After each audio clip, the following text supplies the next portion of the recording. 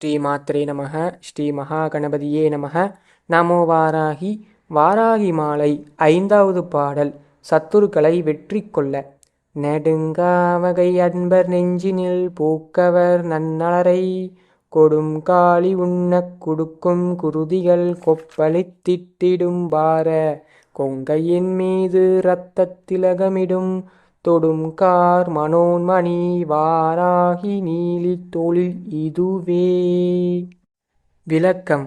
வாராகி அன்னையானவள் தன்னை மறவாத சிந்தையுடன் வழிபடும் பக்தர்கள் மனதில் வீற்றிருந்து அவர் தம் பகைவர்களை அழித்து அவர்களின் இரத்தத்தை தனது நெற்றியில் திலகமாக இட்டுக் கொள்வாள்.